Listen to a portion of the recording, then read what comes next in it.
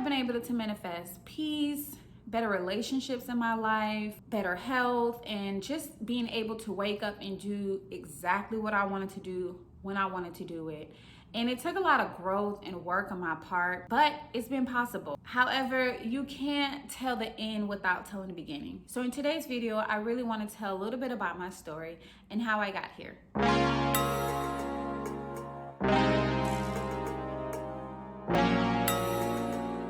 Hi, I'm Missy. Welcome to Healing for Brown Girls, where we have conversations about healing for women. If you haven't subscribed yet, please hit the like and the subscribe button below so that you can be notified every time I post a new video. So in today's video, I wanted to do something a little different. I wanted to do something that was more casual and just kind of like a sit down, chit chat with me video. I really wanted to be able to tell my story and how I've started my healing journey.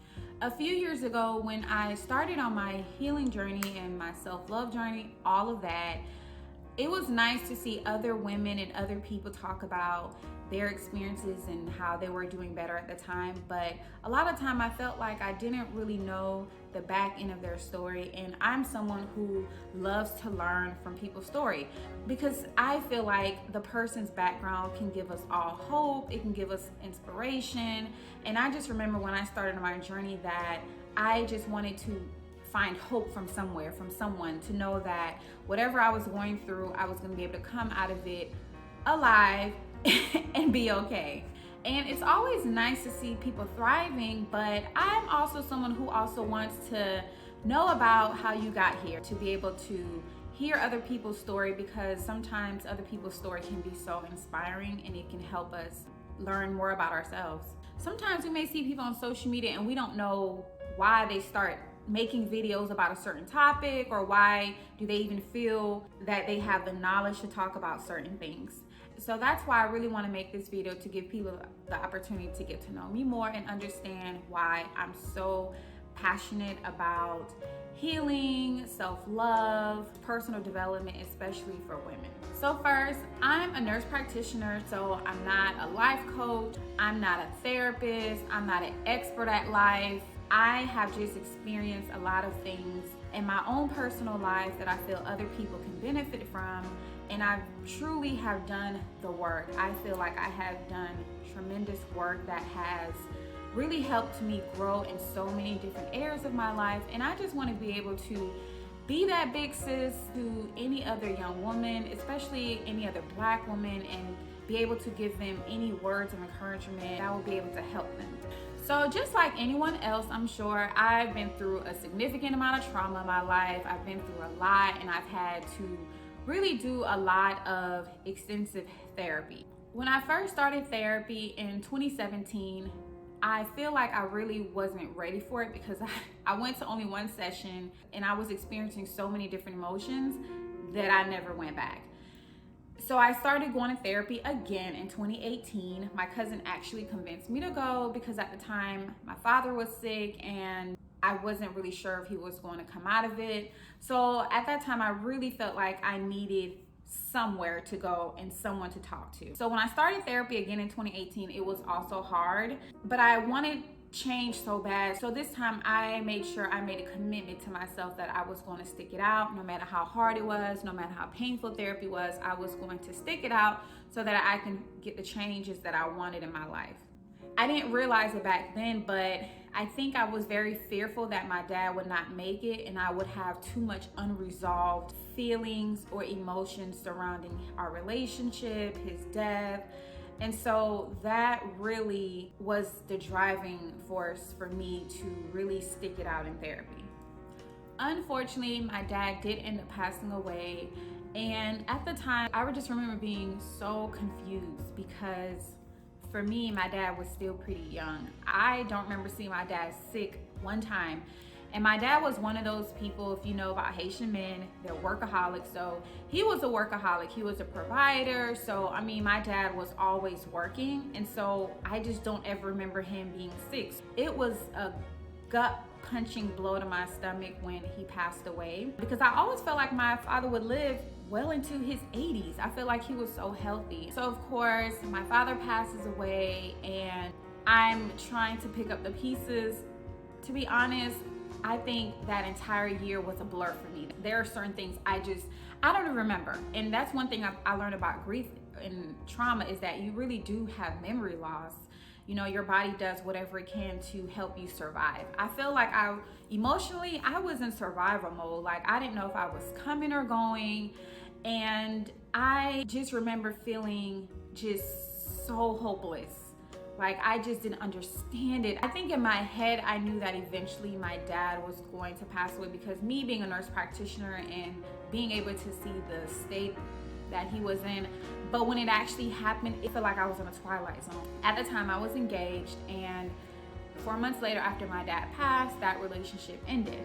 And again, it felt like another gut-wrenching blow to my stomach, because it felt like, God, how could you take my father away, and then now this relationship, it's now ending? And again, I had to go back into survival mode and having to start all over from that relationship. At the time, I didn't realize that I was grieving both my relationship and the loss of my father. And I think sometimes my little brain was a little confused as to which thing I was grieving the most. And that really upset me, because I felt like it took away from me grieving the loss of my father, which for me was the most important thing at the time. Fast forward, I'm having to again just rebuild my life, restart all over. And I just remember one day shopping in Target for my new apartment for pots and pans.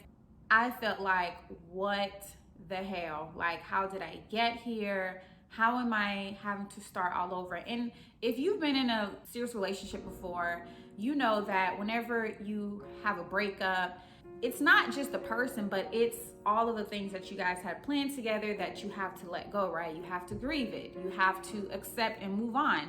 And I remember the exact date. Okay, I remember the exact date that I said to myself, I will never go back to this relationship, this person. I'm completely moving on, and I'm choosing me. And true, it didn't matter what this person did, what they offered. I didn't go back to the relationship. I'm the type of person that when I'm done, I'm done. And I was done. So starting all over, I felt like I had hit rock bottom. But I remember telling myself, well, since I've hit rock bottom, there's nowhere to go but up from here. So I took that opportunity to just really focus on my healing, really focus on my grief work. I mean, I was just doing intense therapy. I was in therapy every week like I had originally started. I also had my coach at the time, so I was seeing a therapist and a coach. I was just desperate for change. I wanted to feel better, and I just remember saying to myself, I just want peace in my life. I wanted inner peace. I wanted to have peace around me. I felt like my entire world was in chaos. I didn't know if I was coming or going some days. I didn't know what was coming next. And I just remember feeling like I had no control of anything. And being someone who in the past I have been very controlling about where my life goes, I felt like I was just losing control in every aspect. And I just surrendered to the process, and I said, well, if I don't have any control, at least let me try to control the things that I can, and that's finding peace. I remember just saying to myself, I just want peace. I just want to wake up every single day and have peace in my life. And I took a whole year off from doing anything, from dating, from just being active in different areas of my life. And I just really focused on myself. I focused on putting my life back together. I felt like I had experienced so much trauma in such a short period of time that I really needed to just focus on myself. And then fast forward, the pandemic happens. When the pandemic happened, I didn't realize it at the time, but it was the best thing that could have happened for me, because I had worked myself into burnout. My business partner and I were working so hard on our business and also working in the clinic in our business. And you can imagine having to see patients and also manage a business as well. I don't think neither one of us realized how exhausted we were, how tired we were. After I just rested for 4 months, I was like, I don't want to go back and keep working as hard as I was before. So I just remember saying to myself, okay, I want to be able to manifest a life to where my business pays me very well and I work a few hours per week. Like, I was serious. I wanted to work part-time. I didn't want to work full-time anymore. I just wanted full-time pay. And eventually, fast forward, that's exactly what we got. I mean, we're blessed. I mean, just talking about now and looking back, I literally manifested the exact work-life balance that I have now. It's nice being able to be a Black business owner and having a business as successful as we have it. It's nothing but God. And of course, I credit that to our hard work as well. I didn't realize at the time that making the decision to no longer practice as a nurse practitioner and to just focus on the business completely was also a part of my healing, because I had to really think about what it is that I wanted to do next. I wanted to give myself the opportunity to learn new things, to try new hobbies. I really submerged myself in finding out who Missy really was. I wanted to get down to the cracks of my soul. Like, I really did. I really wanted to really hone in on what I wanted and be very extremely intentional about my life and about the type of person, the type of mate, the type of relationships that I wanted in my life. Dedicated my time to just doing the things that I wanted to do, making me happy. I got into solo traveling. I mean, I was living my best life. And fast forward to now, I have one of the most amazing partners, and it was unexpected for me, but I can see how this relationship really fits the person that I am today. I can see how I was able to manifest this person because he's literally every single thing I not just want but need, and he's amazing. But it just shows how focusing on yourself and being present for yourself and being intentional really allowed me to get to the things that I wanted, really allowed me to manifest my life. I mean, I'm living the life that I asked God for just 4 years ago, 3 years ago. And I just remember losing so much and feeling like the world was going to end or that my world had ended. But to be able to be here now and to just be able to look back, it's like hindsight is 20/20. And now that I look back, it's like the things that we decide to walk away from when they no longer serve us is the time that we can have the most growth. And a big thing that I really did for myself is I truly removed people and things in my life that no longer serve me. I made it a priority to make sure that every single thing in my life benefited me in some way or somehow. I was very cautious about the decisions I was making and really considered how those things may pull me back to where I no longer wanted to be, and I always kept that in the forefront of my mind. I feel like when you get to a place of always putting yourself first, you no longer make decisions that compromise your well-being. And that is the most important thing that I've learned in my journey. I remember making a promise to myself that I'm no longer ever going to let anyone mistreat me, let anything bring chaos, drama to my life. And if it did, I needed to figure out exactly how to eliminate it. No, I don't have a perfect life. I don't live a perfect life. There are some days where things are still struggle. And even now I realize as I am growing, I'm experiencing even more different things. But I can say the things that I'm experiencing are not as low level as the things that I have in the past. As you grow, you have different life experiences. I actually made the decision to start Healing for Brown Girls last year. I just remember feeling like I want other Black women to be able to experience growth, healing, and just living a life to where we can thrive and not just survive. I feel like a lot of the times when you look on social media, the world, as Black women, we have a very unique experience in this world. And sometimes I feel like we look at ourselves through the lens of other people because other people have tried to tell us who we are versus us telling ourselves who we are.